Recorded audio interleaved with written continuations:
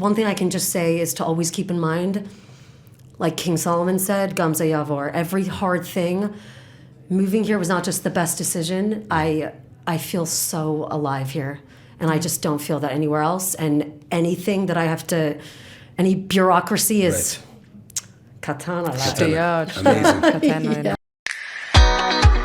Welcome to JLM Unplugged, a podcast about Olim for Olim. I am Gaby Danieli. And I'm Michal Cohn. We are Aliyah coordinators for the Jerusalem Municipality. We are here to assist and navigate Olim in their Aliyah journey from the initial planning to the final landing and beyond. Join us as we bring you life stories, experiences, and special guests that you know and love here from our capital city, JLM Unplugged. Okay, everybody, welcome today, JLM Unplugged. Special, amazing guest here. One of the best entrepreneurs in Israel, in my opinion. Oh, okay. Wow. An unbelievable hero for the Jewish people. Woman shaliach in Olah of many years. A fellow chassid. That's right. We have something in common. We're both from Persian background. And most of all, you save couples, you save marriages. Well, that's the goal. And here we have you, Chana Boteach, the entrepreneur, the owner, the CEO of Kosher Sex stores in Tel Aviv and Jerusalem. In Jerusalem. Yes. So God willing, but soon Tel Aviv again. Amen. Yeah, we'll get into the whole. Oh, for sure, without a doubt. Bounce it around, yeah. So this is my thing, Chana. And first of all, thank you for joining us. I'm so glad you're here. Thanks for having me. For me, this is very personal because I know your family way back. Your father. I didn't even know that. That's great crazy. Chabad Shaliach. Yeah. Great spokesperson for Israel. Great advocate. Believe it or not, secret was your brother's teacher at YU, at MTA. That's which wild. Is which we have to say right now, he's actually serving in Gaza. He just got back. Yeah. Thank God. Yeah. Hero, true hero. And you have another brother. His name? Yosef. So he lives in Renana. He's also, but he's in his Sadir right now. He's in his mandatory, he volunteered, but he's in his service. He's not in Miluim. Amazing. Two amazing Olim Chadashim as well. Yeah. Amazing soldiers, warriors. I know Mendy is in the Golani Brigade. Mendy's in, so Yosef. Yes. Yeah. Got it confused. Mendy is in the reserves, tanks. but he was in Golani. He's in tanks. Tanks now. Okay. He's in Pasar Sheva, Shmona now. Okay, yeah. amazing. Yeah. Amazing. The other Two one heroes. In Golani. An unbelievable. And you, the sister, who's an amazing leader of the Jewish people, for women, for couples. So I gotta speak this up because this is, for me, this is such an honor, really an honor to have you here. So it's very special, and obviously we want to thank Michal, my co-host, yes, an Aliyah coordinator for the Jerusalem Municipality. If you ever need help with Aliyah, you need anything from Arnona to finding an apartment to dealing with any bureaucratic stuff, signing up for education, Michal is the person to go to. And so is Gaby. Okay. And we have another partner, Emily. Emily. You guys when I made Aliyah? Right? So we'll get to that. Yeah. So we'll get to that. Okay, so Chana. Yeah. You grew up in Englewood. I did not. I mean, no, that's not true. No, so I grew up. We're totally fact checking here. All your information. Yeah. So I grew up in Oxford, England, because the Lubavitch Rebbe sent my dad to be the shliach there. So I grew up on, I guess, like on campus, like shlichus we call it. Mm-hmm. And then when I was 9, we moved back to America. So then I grew up in Englewood. Englewood. And where'd you go to school? Where in America? Yeah, in America. I went to Y&J. Okay. And then I just thought of the joke they make. yeah, it's an interesting joke. We're unplugged, but we're filtered. We're unplugged, but we are filtered. Nah, stop yourself. Y&J. And then I went to Broria for high school. Okay. And then, that was the question, right? Where did I go to school? That's where I went to school. Yeah. Okay. And when inspired you to make Aliyah? I'll tell you, I was in Englewood a few times. MC Hammer, Alicia Keys. It's an unbelievable community. That's right. I don't know if she's still, Is she still there? I don't know. I know Rabbi Zev Reichman from Englewood. It's called East Hill. East Hill. We went to East Hill. Yeah. Okay, so that's amazing. Yeah. Nice. It's such a beautiful community. Unbelievable supporters of Israel. Yeah. Amazing community. And really, people there are inspiring. Shlichim from all different walks of life. What made you leave? What inspired you to come to the Holy Land? Make Aliyah. A lot of people are like, I live in Englewood. I can support Israel from far away. I love the dream. But you decided I'm getting up and going. Yeah, that's actually exactly how I did it. I just got up and I left. Oh, wow. Listen, Englewood is an amazing place to grow up. It is like suburbia. Right. For me, and also listen, I'm gonna be brutally honest here. Like Go for it. my family was not ever really, I would say, like really part of the community. Okay. You know, my like Boteachs, we kind of do our thing. My dad especially. So so I never really felt a sense of like I was leaving a community so Okay. much. Like my community just feels like my family, honestly. But I did go to Israel and I volunteered a bunch of places when I was 17. Where'd you volunteer? So I worked at Yamin Ord, which is like this youth village. Okay. I'm pretty sure they're still around. This was like 13 years ago, 15. Where are they located? How old Where am is I? that? I can't do Where's math. What'd you say? Where is that? You mean or? Oh, Yamin Ord. So it's in Haifa. Oh, wow. Yeah, Okay. yeah. So I volunteered there. They take a lot of kids in who have, let's say, from dysfunctional homes or who made Aliyah and their parents, need help taking care of them. Or Amazing. it's a really beautiful organization. So I worked there. I also, I dug in Ir David, Really? which was so cool. Okay, wow. Did you find anything special? So I did. Actually, I found, I was like, What? so badly wanted to pocket it, but Right. I found, like just millions, there's just shards of, the whole thing is shards of pottery, Right, which is yeah. still cool, That but makes they're sense. really common. So, but we found this signet ring, like a wow. seal, like Wow. a real one. Yeah. King David's? I don't You know don't know. who, but We don't know. Probably, if it was probably. like, Fair to say. that would, and I also volunteered in the Knesset. Really? Which was cool. Okay, what was that about? However, I think that's so. My dream was always to be in the Knesset. I always wanted to go into politics, especially Okay. Israeli politics. And then, Okay, I ask you why.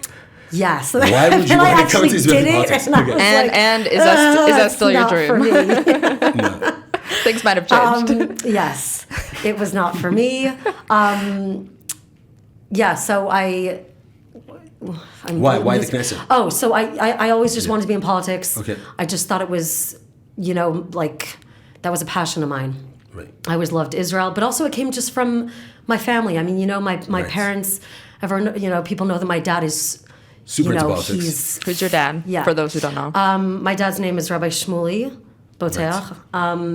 And a lot of people don't know that he's been doing Israel advocacy. I actually hate saying Hasbara, honestly, as if we have to like explain ourselves. 100%. That's great. I 100%. never thought about it that way. Israel, what's the better word? I don't know, defense? Like Advocacy even that is is too also defensive. good. I don't Right. like that. He speaks the truth. Just like, He speaks Israel, openly truth. truth Israel truth. Doesn't talking, sound as good, but He's we'll the business figure it card out. for the state of Israel and the Jewish people. Yeah, That's what I'm saying. exactly. He literally All is the right. business card, at least in America, for sure. Yeah. So, but he's been doing that for 30 years. He was doing that since his days at Oxford. He brought, prime ministers, ambassadors, Right. like both my grandparents all my grandparents are super pro-Israel, but especially my dad's parents. So it's like kind of passed down through the family. Israel was just like this great love and I felt that growing up. Right. But I really fell for Israel when I was 17, and Wow. then it was kind of like be on my own, see how it goes. Right. I came home and I was like, I'm out of here. Right. Adios. And my Wow. parents were like, no, you're not. Really? Yeah. Wow. So I think my dad now sometimes he's like, he the everyone reason? knows that he stopped me from originally making Aliyah. Wow. But I was young. I was like 17. Right. And he was like, if you're serious about it, my parents just thought it was a whim that I just, Yeah. I got caught up in Israel and, Right. Well, Well, that happens to a same lot thing of the happened to gap year me. students. Yeah. I made Aliyah when I was 18, and no one believed me until I had the Yeah. Tuzazut. Yeah. Yeah. Makes but sense. also it does make sense because you can get really caught up in the excitement of being a young Jew and coming here and you just you Come get without a really plan. yeah. Yeah. Yeah. That's Exactly. Really tough. So that's So did you have a plan? What was your plan? no, I No did plan. not. You just showed up. No, so basically my parents Okay. were like, make a plan. Right. And so I did, and I made a plan, and then a year later, On the I was plane. off on the plane. Wow. Amazing. So for those people Yeah. who don't know, this is interesting because you're speaking about politics, and your father's a shaliach in Oxford. Is this Yeah. true? Cory Booker was the president of the Chabad Club. He was. Yes, he was the So those who president. don't know, Cory Booker is who? Cory Booker is the senator of New Jersey. He is now our where I grew up, our state senator. Right. So I remember Cory since I'm a kid. He was like an uncle to us. And also, like, my dad was 21 when he went to Oxford. My mom was 19. And Cory was also super young. He was he was 20, 18, 19. Wow. So yeah, they were kids. And how was that growing up as a Chabad Shaliach's daughter in Oxford? And then moving to America. Yeah. And then, for those who don't know, the Boteachs have the best Shabbat dinners. I remember when I was the assistant rabbi. Amazing. We really do. Amazing. We amazing. really do. I remember one time your father hosted, and you were there with your sister Stern, I think. Okay. And you guys came to the Karbach Shul on the west side. Right. And your father spoke about kosher sex at the time. And I was blown away. Wow. Because I see this Chabad Shaliach represented with the Rebbe. I don't know how many kids you are in the family. We're 9. 9 kids. Yeah. And openly speaking about the importance of connection between couples and relating that to Hashem. So for me, that was very special. Yeah. And you now, like, taking that shlichut to yourself, I guess, to some extent. Yeah. So is that, like, inspired you, being a daughter Oh, of a yeah, for shliach? sure. Didn't just inspire me. I literally took Became all that his ideas and I took the name. Right. I took it all and I just, I took it one step forward, I would say. Amazing. Like for the new generation, because the ideas, the name, everything, the whole philosophy of the company is based on what my dad did with Kosher Sex. Right. And then I remember we were actually in Israel when we first discussed it. Okay. Because even as a kid, I always was just like, I grew up with the Kosher Sex, my dad was the Kosher Sex rabbi, you know. On Oprah. I remember like watching an episode when he was on Oprah. Right. So you have like a very eclectic group of people around you, your whole family. Super eclectic. And Michael Jackson, for those who don't know. Oh, that's right. Also him. When you really got into it. You really. I'm telling you, I'm a fan of the Boteach family. Yeah. Because this is the epitome of what you mentioned as a student of the Lubavitcher Rebbe you are. That he said, we got to go to every corner of the world, inspire Dira Batachtonim, for those who don't know, make a dwelling place for Hashem in every single place and infuse it with holiness. Yeah, that's our job here. And it doesn't matter who you are, where you're from, there's a purpose while you're in the world. You could be a soldier in Gaza, you could be a teacher in YU, you could be an Aliyah coordinator, you could be an entrepreneur. Mm-hmm. And you have a shlichut here. Yeah. It's like life's mission. Right. It's like, what are you doing here? Your purpose in life is to bring holiness into the mundane. Exactly. Mm-hmm. Yeah, that's Hasidic thought, that our job here is to like take this world and make it divine. I mean, it is divine in itself, it's sustained, but to reveal the divinity within everything. And sex is like the most perfect example of that. Okay. So you were in Israel with your dad, and you're thinking about the idea. So we were in Israel, and I remember he had just written, speaking of weird collabs, he had just written a book with Pamela Anderson. Interesting. Wow. Yeah. Okay. So like I said, my dad, he dealt with Israel. He writes books about all different topics. Right. He's mainly a writer, but but his main things are really like Israel and relationships. So he was kind of getting back into that because that book brought him back into it. So I said, why did you, and I know that this is also back in the day when, Israel advocacy was not this consuming. Right. So I said, why did you just kind of, like, he wrote a bunch of follow books after Kosher Sex, but I was like, why didn't you do something with this? Why didn't you, like, it needs to be more than a book. This idea is so universal and it's so powerful and it's not just for Jews. Right. This is something that can actually impact the world. And I always say that in the 20 years from when my dad wrote the book until I started the company, sex and relationships had just gotten worse and worse and taken more of a hit, and people were more depressed and more isolated and lonely than ever. So why do you think that is, especially in the Jewish world? Is it because it's taboo? Is it because we just don't learn about it? Is it because, honestly, I could say this, maybe some chatan classes are not to the point? You're talking specifically about the Jewish community, Yeah, Jewish community specifically. All those reasons, so many factors, but also the fact that I think there's just no true understanding of sexuality. It's like you're just thrown into it, Right. and there needs to be some guidance, and it's just perpetual. Like these problems, like the stigmatizing sex, the taboos around sex. Right. I really believe that there's a reason. Like sex is something so powerful that it needs those boundaries. It can't just be you're talking about like the weather. Right, 100%. But there needs to be a balance. Right. There's no balance when it comes to sex because it is something that's so deep and so powerful. So I just think it's like education, and also just society has bled, like secular society has bled into Judaism, into the Jewish community very, very much. And I think we've forgotten the ideals of Judaism when it comes to sex. Okay, no, for sure, I hear that. Especially that the Torah, I would say, considers it such an important way of connecting to one another. Yeah. And it's translated, at least in Kabbalistic writings, between the relationship between man and woman, man and Hashem, Yeah. and Am Yisrael and Hashem. Especially Exactly. the whole book of Shir Hashirim, right? So it's very special. Yeah. Okay, so now you made Aliyah, or not yet, when you opened up the business. Oh no! So then, by then I had Right, already okay. made Aliyah. You made I made Aliyah. Aliyah when I was. I'm telling you, something's wrong with my brain. I don't even like. I don't know dates. I think it was 2011. I really should. Yeah. Okay, so you're in Israel with your dad.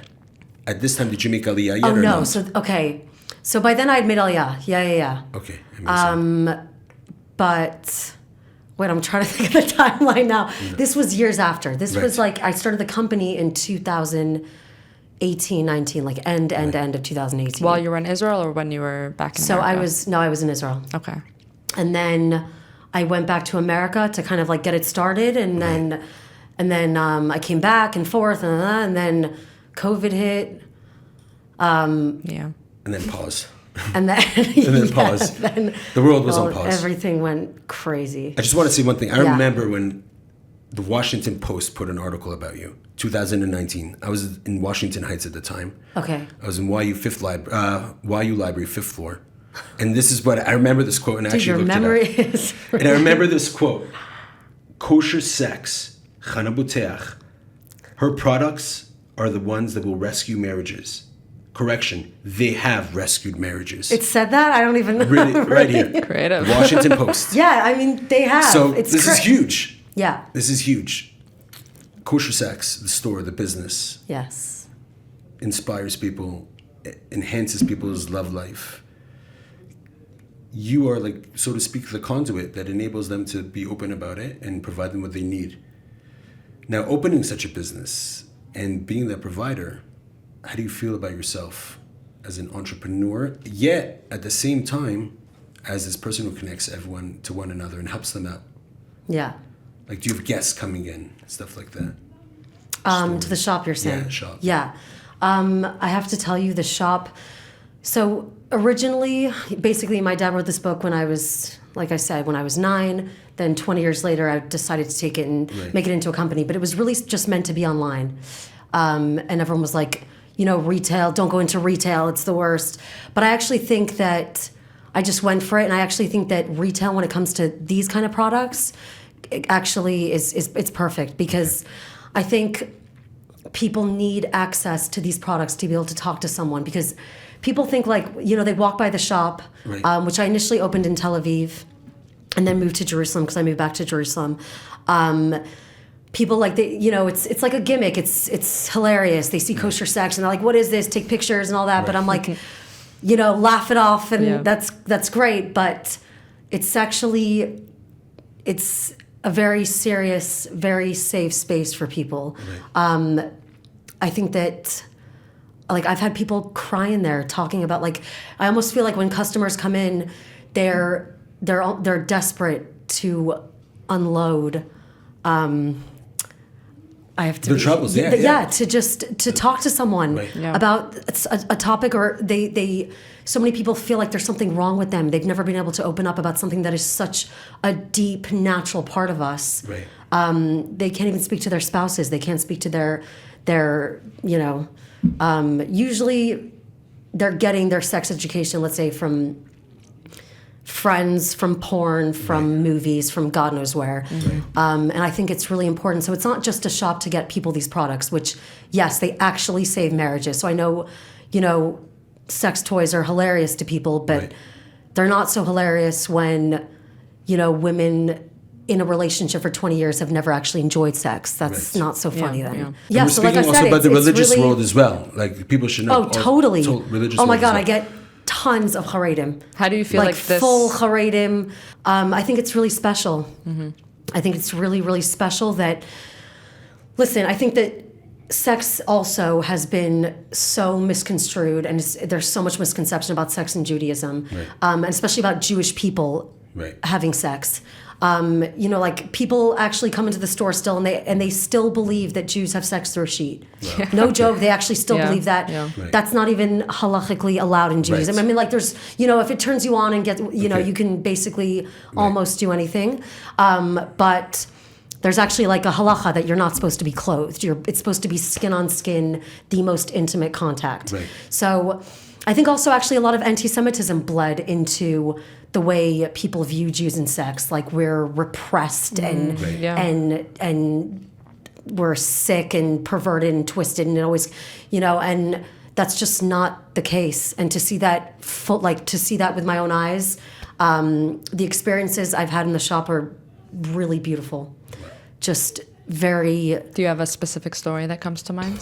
Oh my God, so many. So many, probably. Oh my God, they're nuts. No, it's also very inspiring for me to see that like everyone thinks that it's just, there's this idea that just young people want sex, that they're the only ones having sex, which is actually also completely untrue. Right.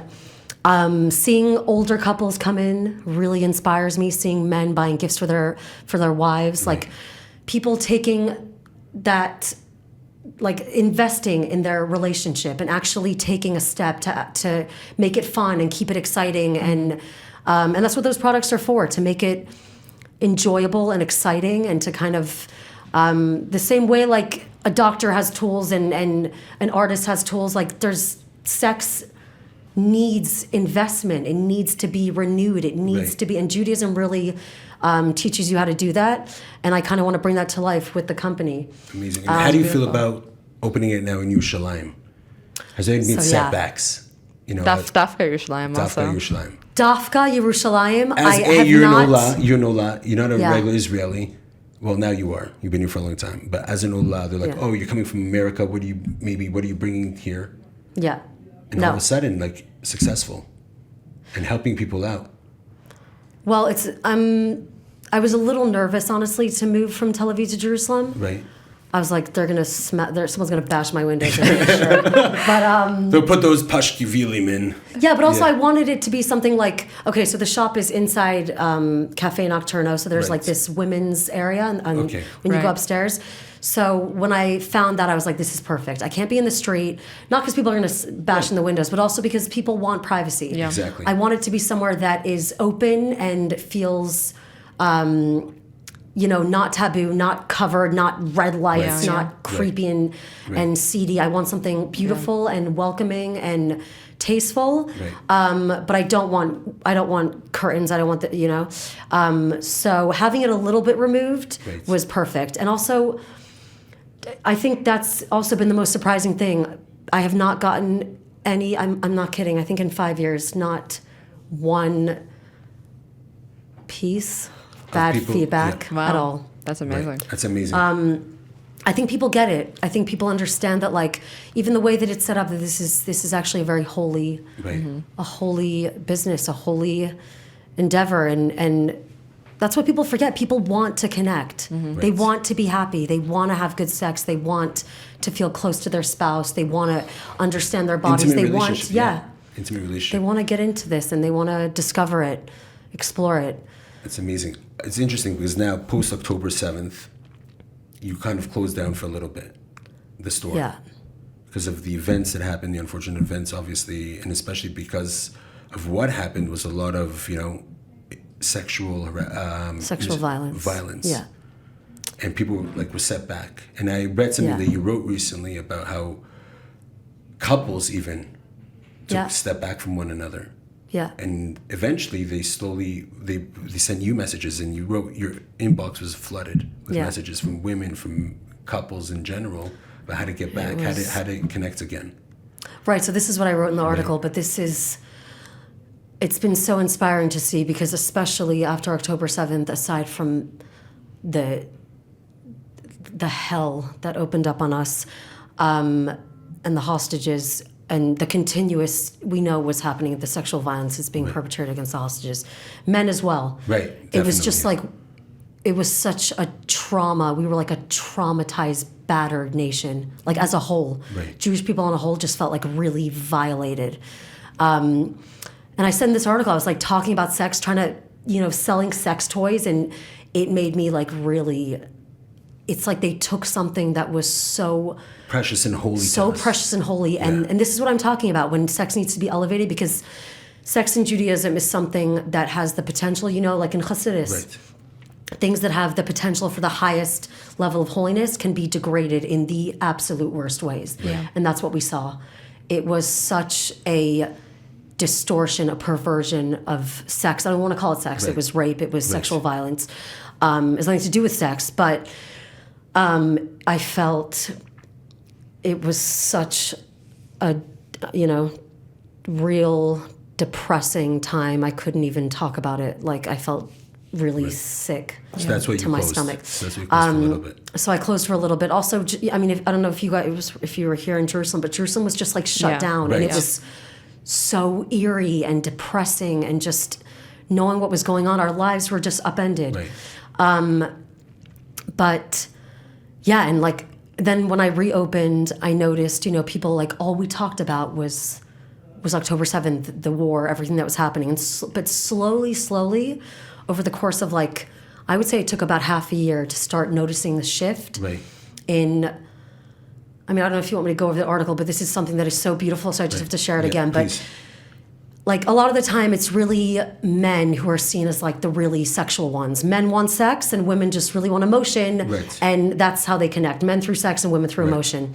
And you can kind of see that, and I don't know how much of that is nature versus nurture. That's a whole different discussion, and how much that's society. But I did, in the shop, I always saw like husbands coming to buy stuff for their wives, trying to get them to open up a little bit sexually, whatever the case was. After that shift, since October 7th, and I kind of connected it to the exodus from Egypt and but basically I started seeing women coming in to buy products for their husbands. Wow. Which was really beautiful to me and really inspiring, because a lot of these women, their husbands were at war. Right. They're watching their kids by themselves, and then their husbands are, their spirit is beaten, their morale, like this is broken. They're broken. I mean, our soldiers are strong, and nothing can break us, but No, for sure, 100%. but like but the sexual analogy, spirit, which is like life energy, right. is just, it's bruised, and it's and to see women kind of taking the reins on sex, which I've always been saying, which is actually the most Jewish idea of actually the final redemption, Mashiach, is actually when women, it's the era of the feminine. Right, 100%. And I feel like I'm seeing that, exactly. So I connected it to Egypt, where it talks about the men with their back-breaking labor. Right. They were forced into slavery, and they decided they didn't want to be intimate, they didn't want to have sex, they had no libidos, and they also didn't want to have kids. It was the women who went to their husbands and seduced them. And then they actually say that Miriam, tried convincing her parents to get back together. Yeah. It was all in the merit of women, and that's what it's talking about when it says that the final redemption, the Exodus came it was talking about women seducing their husbands and reconnecting, because, and then I realized that this whole time we had just been, we have to, it's make love and war. I think we were, there's a bit of a, like I said, a shift of going from just making war to also realizing that we also have to make love at the same time, and not with our enemies, with each other, with our spouses, No, for sure. and continue the Jewish people. This is how we get through, just like we did in Egypt. Is there a moment that stands out in your Aliyah process that you said, you know what, it's been challenging, but like I made the right decision, I'm not looking back? Like at what moment did you feel so confident that this was it, this was the best decision? Okay, it's really not a moment, but I would say that in the, I guess, 13 years I've been here now. And also I went back to America like for a year or two, during COVID, whatever it was. But I have to say that in 13 years, like, it's not a moment, but it's just it's moments of every time that I travel throughout Israel, either if I'm driving or if I'm on the train or if I'm on a bus. Right. I swear, like, it's supernatural. I look around me and it hits me at 13 years. I had it today on the train. Like, every time it just hits me. Like, it's not just one moment. It's just, I can't believe I get to live here for all the stuff for all the challenges. I think something that keeps me here is just like this supernatural, being a Jew, just being so, so in love with Israel. I can't even explain it. Amazing. To be honest, I can't explain it. Mm-hmm. I look around and I sometimes think about like how Moses, like the man who was closest to God, who saw him face to face, was not able to enter the land. And we have that privilege to be and here. Like me, like all day, every day, I get to, it's honestly like just the scenery of Israel, I'm so enamored, And what made you choose to live in Jerusalem as your first place? So I think it's also just like the exposure that, like, most Americans, when they come to Israel, their exposure is really Jerusalem and Tel Aviv. Yeah. And it's just like the place that you feel the most safe, but also Jerusalem it's our capital. It's an amazing city. It can be intense at times. It can be, it's not like Israel, I wouldn't say is, Jerusalem, I wouldn't say is relaxing. So I did my time in Tel Aviv and did my thing, but Jerusalem just, it feels very like Israel to me, the Israel I've...